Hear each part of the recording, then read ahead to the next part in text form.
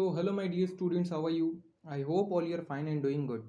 तो जैसा कि आप सभी लोगों को पता है कि कल आपका फंडामेंटल ऑफ मार्केटिंग मैनेजमेंट का एग्ज़ाम है।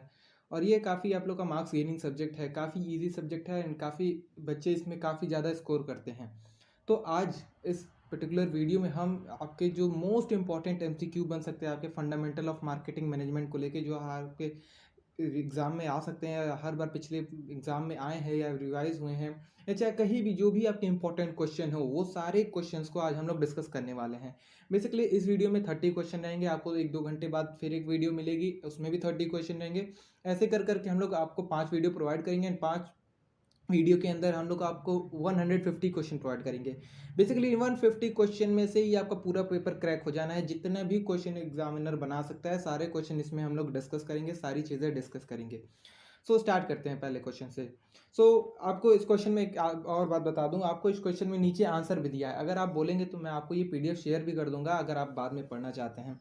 तो ये जितने भी वीडियो मैं आपको अभी से लेकर रात तक प्रोवाइड करूंगा, उन सारे वीडियो में जितने भी क्वेश्चन हम लोग डिस्कस करेंगे, वो सारे क्वेश्चन आप लोग देख लीजिएगा, रिवाइज कर लीजिएगा, अच्छे से मार्क कर लीजिएगा। एंड आप लोग के जितने भी मतलब कल के पेपर में जितने भी क्वेश्चन बनेंगे, सारे आप लोग डिट्टो आके मैच करिएगा, इसमें से ही बनेंगे।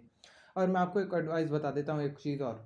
वीडियो जब मैं पढ़ रहा हूँ, जो क्वेश्चन आपकी स्क्रीन पे दिख रहा है, आप लोग पहले क्वेश्चन को रीड करिए, आंसर देने की खुद कोशिश करिए। फिर जब मैं आंसर आपको बता दूँ, आंसर मैच करिए। अगर सही हो रहा है तो ठीक, एंड गलत हो रहा है तो आप लोग उस क्वेश्चन को कहीं नोट डाउन कर लीजिए, ताकि जब कल आप पेपर देने जाएँ तो उस क्वेश्चन को एक बार रिवाइज करके जाएँ।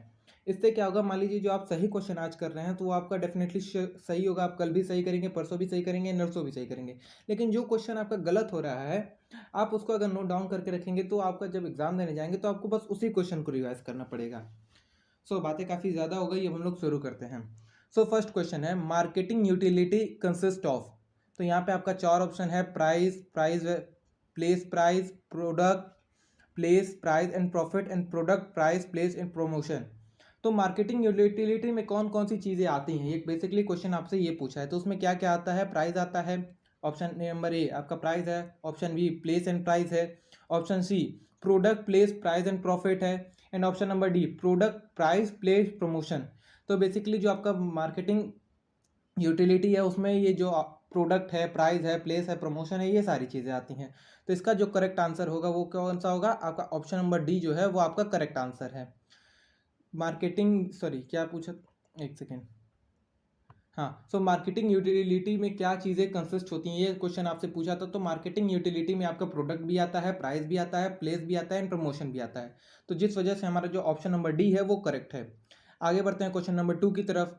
A place for buying and selling activity is called. जहाँ पे हम लोग चीज़ों को खरीदते हैं और बेचते हैं, वो चीज़, उस जगह को क्या कहते हैं? मार्केटिंग कहते हैं, मार्केट रिसर्च कहते हैं, मार्केट इन्फॉर्मेशन कहते हैं, या मार्केट कहते हैं?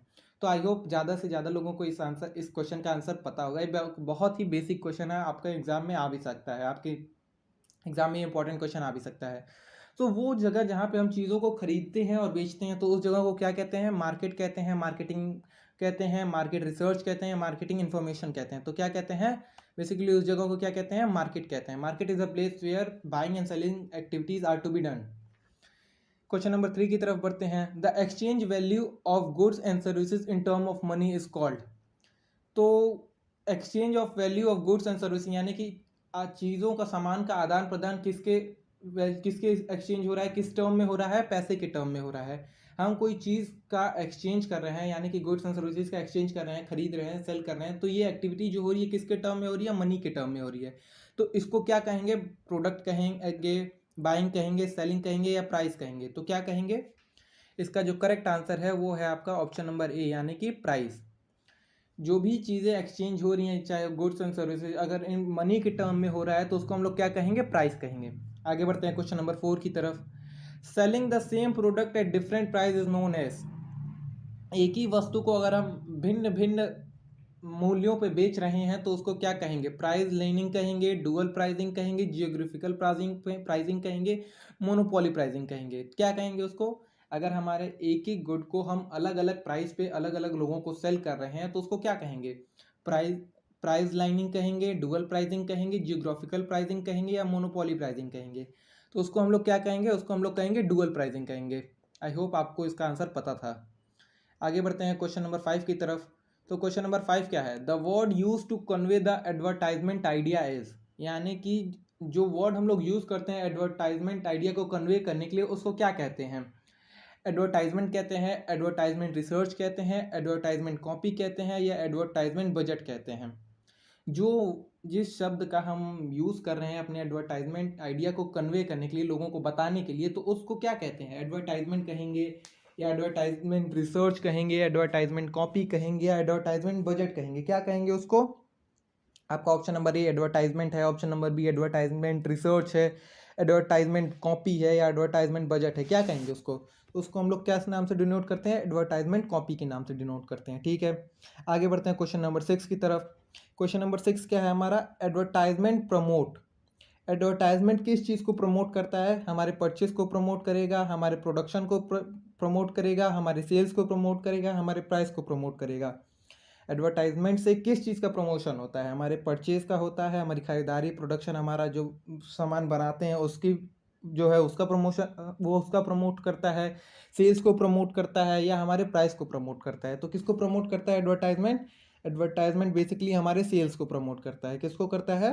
हमारे सेल्स को करता है। आगे बढ़ते हैं क्वेश्चन नंबर 7 की तरफ। Agricultural products are. Agricultural products are क्या होते हैं? एग्रीकल्चरल जो सामान होते हैं वो क्या होते हैं? पेरिशेबल होते हैं, हाईली प्राइस्ड होते हैं, लो क्वालिटी प्रोडक्ट होते हैं, या हेट्रोजीनियस गुड्स होते हैं? आपके जो एग्रीकल्चरल प्रोडक्ट्स हैं वो क्या होते हैं? पेरिशेबल होते हैं, हाईली प्राइस्ड होते हैं, लो क्वालिटी प्रोडक्ट होते हैं, या हेट्रोजीनियस प्रोडक्ट गुड्स होते हैं? क्या होते हैं? तो जो आपके एग्रीकल्चरल प्रोडक्ट होते हैं वो आपके हेट्रोजीनियस गुड्स होते हैं। क्या होते हैं? हेट्रोजीनियस गुड्स होते हैं। आगे बढ़ते हैं क्वेश्चन नंबर 8 की तरफ। The social aspect of marketing is to ensure. जो सोशल एस्पेक्ट होता है आपके मार्केटिंग का, वो किस चीज़ के लिए क्या इंश्योर करता है? आपका प्राइस इंश्योर करेगा, डिमांड इंश्योर करेगा, लो price with high quality ensure करेगा, या सर्विस गुड को इंश्योर करेगा? तो किसको इंश्योर करेगा?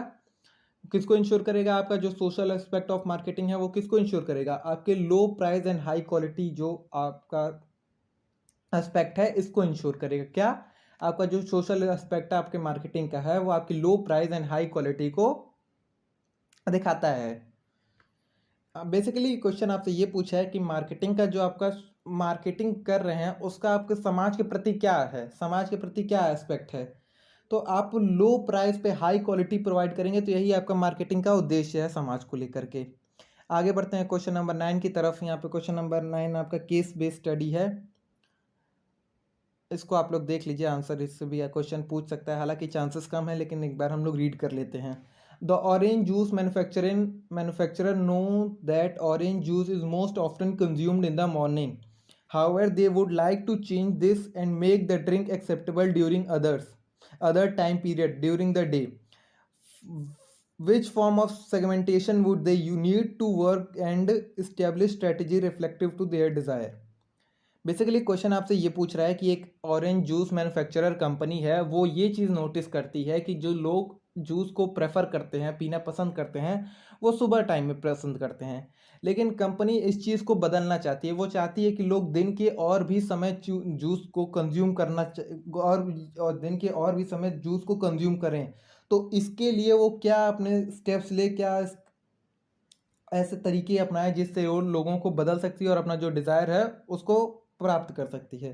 तो यहाँ पे कुछ सेगमेंटेशंस दिए हैं, एक बार हम लोग रीड करते हैं। ऑप्शन नंबर ए आपका जेंडर सेगमेंटेशन, आप ऑप्शन बी है बेनिफिट सेगमेंटेशन, आपका ऑप्शन सी है occasion segmentation, and option number D है आपका age and life cycle segmentation. तो बेसिकली जेंडर से इससे रिलेटेड नहीं है, बेनिफिट से भी रिलेटेड नहीं है, एज एंड साइकिल सेगमेंटेशन से भी रिलेटेड नहीं है। ये किससे रिलेटेड है? आपका टाइम से। तो टाइम किस में आएगा? आपका ओकेजन सेगमेंटेशन में आएगा। किस में आएगा? ओकेजन सेगमेंटेशन में आएगा। आगे बढ़ते हैं क्वेश्चन नंबर 10 की तरफ। The typical method of retail operation use by supermarket and catalogue showroom is called. The typical method of retail operation use by supermarket catalogue showroom is called. उसको क्या कहते हैं?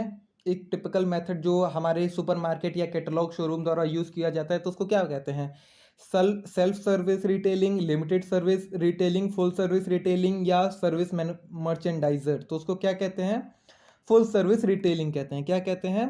फुल सर्विस रिटेलिंग कहते हैं। आगे बढ़ते हैं क्वेश्चन नंबर 11 की तरफ। Marketing create profit by creating the buyers, marketing create profit by creating value to the buyer. आपका वैल्यू है ऑप्शन है, मनी है ऑप्शन है, प्रोडक्ट ऑप्शन है, प्राइस ऑप्शन है। तो marketing create profit by creating dash to the buyer. तो marketing create profit by creating dash to the buyer, तो बायर के लिए क्या क्रिएट करती है जिससे मार्केटिंग को प्रॉफिट होता है? मनी क्रिएट करती है, प्रोडक्ट क्रिएट करती है, प्राइस क्रिएट करती है, वैल्यू क्रिएट करती है। तो क्या क्रिएट करती है? वैल्यू क्रिएट करती है। मार्केटिंग क्या क्रिएट करती है बायर्स के लिए? वैल्यू क्रिएट करती है जिससे मार्केटिंग को फायदा होता है। आगे बढ़ते हैं क्वेश्चन नंबर 12 की तरफ। क्वेश्चन नंबर 12 है हमारा, dash needs the interest of the buyer, product, sales, production, manufacturing. तो किस चीज़ की आवश्यकता है इंटरेस्ट ऑफ बायर, मतलब dash needs the interest of buyer, यानी कि इस चीज़ के इंटरेस्ट बायर को होता है। किस चीज़ का होता है? प्रोडक्ट का, सेल्स का, प्रोडक्शन का, मैन्युफैक्चरिंग का। तो किस चीज़ का इंटरेस्ट होता है बायर्स को? प्रोडक्ट का होता है, सेल्स का होता है, प्रोडक्ट का होता है, मैन्युफैक्चरिंग का होता है। तो किसका होता है? प्रोडक्ट का होता है। आगे बढ़ते हैं क्वेश्चन नंबर 13 की तरफ। Dash include the configuration of benefit, value, cost and satisfaction. Dash include the configuration of benefit, value, cost and satisfaction. Demand, आपका ऑप्शन नंबर ए है डिमांड, ऑप्शन नंबर बी है इनोवेशन, ऑप्शन नंबर डी आपका creativity and third है आपका invention. तो invention आपका correct answer होगा। Invention include the configuration of benefit, value, cost and satisfaction. आगे बढ़ते हैं क्वेश्चन नंबर 14 की तरफ। क्वेश्चन नंबर 14 है, all company strive to build dash strength. सारी कंपनियां स्ट्राइव करती हैं क्या, कौन सी स्ट्रेंथ के लिए काम करती हैं? ब्रांड वैल्यू बनाने के लिए, इमेज बनाने के लिए, कस्टमर बनाने के लिए, एम्प्लॉय बनाने के लिए। तो कौन सी स्ट्रेंथ के लिए सारी कंपनियां काम करती हैं? कौन सी स्ट्रेंथ पाने के लिए सारी कंपनियां काम करती हैं? ब्रांड वैल्यू कमाने के लिए सारी कंपनियां बेसिकली काम करती हैं। आगे बढ़ते हैं क्वेश्चन नंबर 15 की तरफ। क्वेश्चन नंबर 15 क्या है? Which one of the following is not one of the piece of marketing. तो आपका जो पीस, 4 पीस के बारे में हम लोग डिस्कस किए थे आपके मार्केटिंग को लेके, तो इसमें से कौन सा है वो मार्केटिंग का पी नहीं है? कौन सा आपका जो है वो आपके मार्केटिंग का पी नहीं है? आपका ऑप्शन है प्रोडक्ट है, प्राइस है, प्लेस है, प्रोडक्शन है। तो यहाँ पे प्रोडक्शन ना होकर के कौन सा होगा? हमारा प्रमोशन होगा। क्या होगा? प्रमोशन होगा। जो प्रोडक्शन रहता है वो हमारे मार्केटिंग के पी का पार्ट नहीं है, तो यहाँ पे प्रोडक्शन नहीं होगा। ये जो आपका है ये करेक्ट आंसर है, ये आपके मार्केटिंग के पी का पार्ट नहीं है। यहाँ पे प्रमोशन होता तो ऑल ऑफ द अबव होता और ये हमारा करेक्ट सीक्वेंस रहता है। आगे बढ़ते हैं क्वेश्चन नंबर 16 की तरफ। क्वेश्चन नंबर 16 क्या है हमारा? विच of the following best indicate how marketing must be understood today. Which of the following best identify how marketing must be understood today. Satisfy customer need, option number B marketing, option number C selling, option number D behavior. Question क्या कह रहा है एक बार फिर हम लोग read करते हैं। Which of the following best indicate how marketing must be understood today. तो satisfy customer need, marketing, selling, behaviour etcetera. तो यहाँ पे जो आपका करेक्ट आंसर होगा वो कौन सा होगा? Satisfy customer need. Customer need को अगर सेटिस्फाई कर रहे हैं तो इस वजह से इस चीज़ को हम लोग मार्केटिंग का प्रेजेंट सिनेरियो है उसको समझ सकते हैं। प्रेजेंट सिनेरियो में मार्केटिंग का बेसिक मतलब यही है कि आपके जो कस्टमर हैं उनकी नीड्स को आप लोग सेटिस्फाई करिए। जो कंपनी जितनी बढ़िया अपने जो कस्टमर हैं उनकी नीड को समझती है, उनकी नीड को फुलफिल करती है, उनकी नीड को सेटिस्फाई करती है, वो कंपनी का डेफिनेटली एक चांस है कि वो बाकी लोगों से एज पा सकेगी और बाकी कंपनी से एज पाएगी और अपने ग्रोथ में आगे बढ़ पाएगी, बाकी लोगों से ज़्यादा ग्रोथ कर सकती है। ठीक है, आगे बढ़ते हैं क्वेश्चन नंबर 17 की तरफ। A dash is a trade of value between 2 or more parties. Transaction, exchange, transfer, prospecting. दो लोगों के बीच का जो ट्रेड होता है, ट्रेड वैल्यू रहता है, उसको हम लोग किस नाम से दर्शाते हैं? ट्रेड ऑफ वैल्यू मतलब जहाँ पे कैश की बात आ रही है, वैल्यू, वैल्यू जहाँ भी लिखा है VALUE, वैल्यू का जहाँ भी लिखा है वो आपका किससे रिलेटेड होगा? कैश से रिलेटेड होगा। किससे रिलेटेड होगा? कैश से रिलेटेड होगा। जहाँ भी वैल्यू वर्ड दिया है वहाँ पे आपका कैश से रिलेटेड होगा। ठीक है, आगे बढ़ते हैं। क्वेश्चन क्या कह रहा है? जहाँ पे दो पार्टियों के बीच वैल्यू का ट्रांजेक्शन हो, सॉरी वैल्यूज़ का ट्रेड होता है उसको हम लोग क्या कहते हैं? वैल्यूज का ट्रेड मतलब कैश का ट्रेड। और कैश का ट्रेड किससे होता है, किस नाम से हम लोग डिनोट करते हैं? ट्रांजैक्शन कहेंगे, एक्सचेंज कहेंगे, ट्रांसफर कहेंगे या प्रोस्पेक्टिंग कहेंगे। ट्रांसफर क्या होता है? हम एक जगह से दूसरी जगह भेज दिए लेकिन वहाँ से हमको कुछ मिला नहीं। एक्सचेंज का मतलब क्या होता है, हम ये चीज़ तुमको दिए तो उसके बदले में इन रिटर्न तुम हमको ये चीज़ दो। यहाँ पे सामान एक्सचेंज आपका गुड्स का होता है, एक्सचेंज आपका किसका होता है, गुड्स का होता है। ट्रांसफ़र आपका पेमेंट हो सकता है, कैश से रिलेटेड हो सकता है, लेकिन ये वन साइडेड रहता है कि आप हम इधर दे रहे हैं तो आप, उसका ये नहीं मतलब है कि आप उधर से रिटर्न हमको करेंगे भी।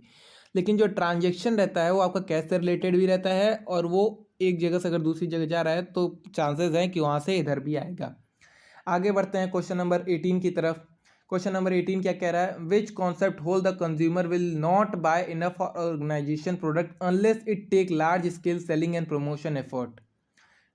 क्वेश्चन एक बार फिर रीड करते हैं, which concept hold that consumer will not buy enough of organization product unless it take large scale and promotion effort, marketing, selling, production, और आपका ऑप्शन है डी प्रोडक्ट। तो कौन सा ऐसा कॉन्सेप्ट है जो कंज्यूमर को फोर्स करता है कि तब तक ज़्यादा प्रोडक्ट ऑर्गेनाइजेशन का नहीं खरीदेगा तब तक वो सेलिंग नहीं करेंगे या प्रमोट नहीं करेंगे। तो कौन सा कॉन्सेप्ट है, वो आपका सेलिंग कॉन्सेप्ट है। कौन सा कॉन्सेप्ट है, सेलिंग कॉन्सेप्ट है। आगे बढ़ते हैं क्वेश्चन नंबर 19 की तरफ। Dash include that other companies offering similar product and services to the same customer at similar price. तो किस चीज़ के अंदर ये आता है जहाँ पे डिफरेंट कंपनी आपको सिमिलर प्रोडक्ट प्रोवाइड कर रही है। सिमिलर प्रोडक्ट यानी कि एक जैसा प्रोडक्ट जैसा यहाँ पे मिल रहा है वैसा वहीं मिल रहा है, जिस रेट पे यहाँ पे मिल रहा है उसी रेट पे वहाँ पे मिल रहा है। तो ये किस चीज़ के अंदर आता है, आपके सप्लाई चेन के अंदर आएगा, कंपटीशन के अंदर आएगा, प्रोडक्ट के अंदर आएगा, या प्राइस के अंदर आएगा। सप्लाई चेन बेसिकली आपके डिस्ट्रीब्यूशन ऑफ गुड्स से रिलेटेड है। प्रोडक्ट आपका एक किसी स्पेसिफिक प्रोडक्ट को है, प्राइस आपका जो दाम है उससे रिलेटेड है। जो कंपटीशन है वो आपका इसका आंसर का करेक्ट आंसर, इस क्वेश्चन का करेक्ट आंसर है। बेसिकली कंपटीशन में ही क्या होता है, जो आपके कंपटीशन क्या होता है, आपकी मान लीजिए आपकी कोई दुकान है, ग्रोसरी की दुकान है, आपके आसपास कोई किराना की दुकान है, ठीक है। आप भी चीनी बेच रहे हैं 40 रुपये किलो, बगल वाला भी 40 रुपये किलो बेच रहा है, उसके बगल वाला भी 40 रुपये किलो बेच रहा है, ठीक है। आप देखिए जो कस्टमर है वो तीनों जगह चीनी देख रहा है कि एक ही चीनी है, तीनों जगह मिल रही है, एक ही वेज रेट पे मिल रही है, तो आप तीनों लोग में क्या होगा, आप तीनों लोग में कंपटीशन आएगा कि कौन ज़्यादा सेल करता है, कहाँ कौन कस्टमर को ज़्यादा तरीके से अट्रैक्ट कर लेता है। जो कस्टमर को अट्रैक्ट कर लिया बेसिकली बात वही है, मार्केट में वही सक्सेस करेगा। तो इसका आप तीनों लोग में कौन सी चीज़ चलेगी, कंपटीशन की भावना चलेगी, किसी कंपटीशन की। तो इसका जो करेक्ट आंसर है वो क्या है, कंपटीशन है। आगे बढ़ते हैं क्वेश्चन नंबर 20 की तरफ। Dash consist of a group of customer who share a similar set of wants. मतलब कस्टमर का वो समूह जिनको एक सिमिलर चीज़ ही चाहिए, उनको क्या कहते हैं, माइक्रो मार्केटिंग, मास मार्केटिंग, मार्केट सेगमेंट, या मार्केट टारगेटिंग। क्या कहते हैं, एक कस्टमर का समूह जिनको एक ही तरीके की चीज़ें चाहिए उनको हम लोग क्या कहते हैं, माइक्रो मार्केटिंग कहते हैं। क्या कहते हैं, माइक्रो मार्केटिंग कहते हैं। यहाँ से क्वेश्चन आएगा, इंपॉर्टेंट है, पॉइंट आप लोग नोट कर लीजिएगा। The starting point for discussing segmentation is, जो स्टार्टिंग पॉइंट रहता है आपके सेगमेंटेशन को डिस्कस करने का, उसको हम लोग क्या कहते हैं, सेग्रीगेशन कहते हैं, पोजीशनिंग कहेंगे, बोथ कहेंगे, या नन ऑफ द अबव कहेंगे। यानी कि सेग्रीगेशन कहेंगे, ऑप्शन नंबर ए आपका सेग्रीगेशन कहेंगे, पोजीशनिंग कहेंगे, ऑप्शन नंबर सी आपका बोथ कहेंगे, दोनों कहेंगे। जैसे कि सेग्रीगेशन भी कह सकते हैं, पोजीशनिंग भी कह सकते हैं, या नन ऑफ द अबव। तो क्या कहेंगे हम लोग, सेग्रीगेशन कहेंगे। जो स्टार्टिंग पॉइंट रहता है आपका सेगमेंटेशन को डिस्कस करने का, उसको हम लोग क्या बोलते हैं, सेग्रीगेशन कहते हैं। क्या कहते हैं, सेग्रीगेशन कहते हैं। आगे बढ़ते हैं क्वेश्चन नंबर 22 पे। Need become dash when they are directed to specific object that might satisfy the need. यानी कि क्या क्वेश्चन कह रहा है, need become dash when they are directed to specific object that might satisfy the need. तो उसको क्या कहते हैं, वांट्स कहेंगे, वांट कहेंगे, नीड कहेंगे, डिमांड कहेंगे, फ्लेक्सिबिलिटी कहेंगे। देखिए वांट और नीड में एक छोटा सा अंतर है, वांट और डिमांड में। वांट क्या होती है, आपकी इच्छा की आप ऐसा हमारे पास होना चाहिए। आपका वांट है कि आपके पास एक फॉर्च्यूनर कार होनी चाहिए, आपके पास वांट है, आपकी विलिंगनेस है कि आपके पास एक फॉर्च्यूनर कार होनी चाहिए, लेकिन उसको परचेज करने के लिए आपके पास परचेजिंग पावर नहीं है। तो वहाँ पे आपकी फॉर्च्यूनर क्या होगी, वांट होगी। लेकिन डिमांड कब होगा, जब आपके पास आपकी वांट है कि आपको वो फॉर्च्यूनर कार चाहिए, एंड साथ ही साथ आपके पास एक उसकी परचेजिंग पावर भी है कि हाँ आप परचेज खरीद सकते हैं उसको। तो वो आपका परचेजिंग पावर होगा, तब वो आपका डिमांड होगा। तो need become want when they are directed to specify object that might satisfy the need. तो बेसिकली इस क्वेश्चन का आंसर आपका वांट है। मैं आपको यहाँ पे बस एक चीज़ समझा रहा था कि वांट एंड नीड में, डिमांड में अंतर क्या है। आगे बढ़ते हैं क्वेश्चन नंबर 23 की तरफ। A marketer is someone seeking a response from another party called. A marketer is someone seeking a response from another party is called. क्या कहते हैं? मार्केटर कहेंगे, प्रोस्पेक्ट कहेंगे, सप्लायर कहेंगे, डिस्ट्रीब्यूटर कहेंगे। क्या कहेंगे उसको? तो उसको क्या कहेंगे? प्रोस्पेक्ट कहेंगे। क्या कहेंगे? प्रोस्पेक्ट कहेंगे। आगे बढ़ते हैं क्वेश्चन नंबर 24 की तरफ। Dash are want for specific product that are backed up and ability and willingness to buy them. That dash are want for specific product and that are backed up ability to willingness to buy them. तो अभी आपने बताया कि आपको demand क्या होती है and want क्या होती है, इन दोनों में आपको अंतर बताया। वही क्वेश्चन आपसे पूछ लिया। देखिए जो मैंने अभी आपको बताया डिमांड और वांट में क्या होता है। डिमांड आपकी क्या होती है? आपके पास वांट है एंड आपके पास उसको खरीदने के लिए परचेजिंग पावर भी है। लेकिन वांट क्या होती है? बस आपके पास इच्छा है एंड उसको खरीदने के लिए, आपको उस चीज़ को कंज्यूम करने के लिए आपके पास परचेजिंग पावर नहीं है, तो आपकी वांट होगी। और जहाँ पे आपके पास परचेजिंग पावर जुड़ जाएगा वो आपका डिमांड हो जाएगा। तो क्वेश्चन पूछ रहा है जहाँ पे आपकी वांट हो और ability and willingness to buy them, आपके पास इच्छा है एंड आप उस ये योग्य हैं कि आप उस चीज़ों को खरीद सकते हैं, तो क्या होगा? आपका डिमांड होगा, या वांट होगा, या नीड होगा, डिज़ायर होगा, तो क्या होगा? वो आपका डिमांड हो जाएगा। आगे बढ़ते हैं क्वेश्चन नंबर 25 की तरफ। Which is intangible among the following. Intangible क्या होता है? जो चीज़ें हम बस देख सकते हैं, महसूस कर सकते हैं, छू नहीं सकते हैं, बस हम लोग कि हम फील कर सकते हैं कि हाँ ये चीज़ें हो रही हैं। जैसे आप लोग मैनेजमेंट देखे होंगे, आप लोगों ने मैनेजमेंट पढ़ा होगा, मैनेजमेंट के बारे में। तो मैनेजमेंट क्या है? मैनेजमेंट क्या आप लोग कैसे डिफाइन करते हैं कि कहाँ का मैनेजमेंट बढ़िया? आप लोग बोलते हैं ना इस हॉस्पिटल का मैनेजमेंट बढ़िया है, इस स्कूल का मैनेजमेंट बढ़िया है, इस जगह का मैनेजमेंट बढ़िया है। तो मैनेजमेंट क्या है? एक इनटेंजिबल एसेट है जो आप बस फील कर सकते हैं, छू नहीं सकते हैं। तो बेसिकली पूछा क्वेश्चन क्या है कि इस इन जो निम्नलिखित चीज़ें हैं इसमें से कौन सा इंटेंजिबल है? प्रोडक्ट है, सर्विस है, प्रोडक्ट एंड सर्विसेज है, सेल्स है। तो प्रोडक्ट आपका इंटेंजिबल नहीं है, प्रोडक्ट को आप छू सकते हैं। अब प्रोडक्ट इंटेंजिबल नहीं है तो ये जो ऑप्शन नंबर सी है प्रोडक्ट एंड सर्विसेज, ये अपने आप एलिमिनेट हो जाएगा। आप लोग देखिए एग्जाम में एलिमिनेशन मेथड भी लगाइए, इससे क्या होगा? आप लोग को कई सारे ऑप्शन अपने आप ऑटोमेटिक कट हो जाएंगे और आपका काफ़ी फायदा होगा इससे। तो इसका जो करेक्ट आंसर होगा वो आपका सर्विस होगा। आगे बढ़ते हैं क्वेश्चन नंबर 26 की तरफ। Dash emergence dash emerges when people decide to satisfy and want through exchange. तो marketing, sales, purchase, accounting. Dash emerges when people decide to satisfy and want through exchange. तो exchange के through क्या होगा? तो sales हो जाएगा। आगे बढ़ते हैं क्वेश्चन नंबर 27 की तरफ। Dash concept hold consumer will favor those product that offer the most quality और परफॉर्मेंस। कौन से कॉन्सेप्ट के अंदर आता है जहाँ पे कंज्यूमर आपका फेवर करता है वो प्रोडक्ट जहाँ पे उसको क्वालिटी अच्छी मिलेगी और उसका, या फिर परफॉर्मेंस की बात की जाए तो परफॉर्मेंस अच्छा मिलेगा। तो कौन सा प्रोडक्ट करेगा? कौन सी चीज़ों की तरफ जाएगा? वो प्रोडक्ट की तरफ जाएगा। प्रोडक्ट है, सेलिंग है, प्रोडक्शन है, सेल्स है। तो क्या ऑप्शन होगा इसका करेक्ट? प्रोडक्ट का ऑप्शन जो है वो आपका करेक्ट होगा। Question number 28। Dash concept hold the consumer will favor those product that are conventional, available in adequate quantity and affordable. तो प्रोडक्ट है, प्रोडक्शन है, सेलिंग है, बाइंग है। तो कौन सा ऑप्शन करेक्ट होगा यहाँ पे? Dash concept hold that consumer will favor those product that are conventional, available in adequate quantity and affordable. Conventional भी हो, अवेलेबल भी हो एंड अफोर्डेबल रेट पे भी अवेलेबल हो, कंज्यूमर उस चीज़ को खरीदेगा। ये कौन सा कॉन्सेप्ट आपका बताता है? प्रोडक्ट कॉन्सेप्ट बताता है, प्रोडक्शन कॉन्सेप्ट बताता है, सेलिंग कॉन्सेप्ट बताता है, या बाइंग कॉन्सेप्ट बताता है? तो कौन सा कॉन्सेप्ट बताता है कि कंज्यूमर वो प्रोडक्ट खरीदेगा जो अफोर्डेबल हो, इनएडिक्वेट हो, सॉरी हाँ एडिकेट हो, कन्वेंशनल हो, और अच्छे मतलब उनकी जो इनकम है लेवल है उसके अंदर वो अफोर्ड भी कर सके। तो ये कौन सा कॉन्सेप्ट बताता है? आपका प्रोडक्शन कॉन्सेप्ट बताता है। आगे बढ़ते हैं क्वेश्चन नंबर 29 पे। Dash concept hold that consumer if left alone will ordinarily not buy enough of the organization's product.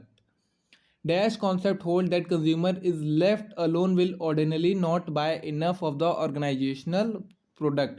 Marketing, product, selling, buying, ये आपके चार ऑप्शन है। Marketing, product, buying, selling and buying है। तो इसका जो करेक्ट आंसर है वो आपका है मार्केटिंग ऑप्शन है। उतना इंपॉर्टेंट क्वेश्चन नहीं है, आप लोग इसको स्किप भी कर सकते हैं। जो इंपॉर्टेंट रहेगा मैं आपको वो बताता चलूँगा, वो आप लोग ध्यान से देखते जाइएगा। बाकी जो इंपॉर्टेंट नहीं है मैं आपको ऐसे डायरेक्ट मार्क कर दूंगा।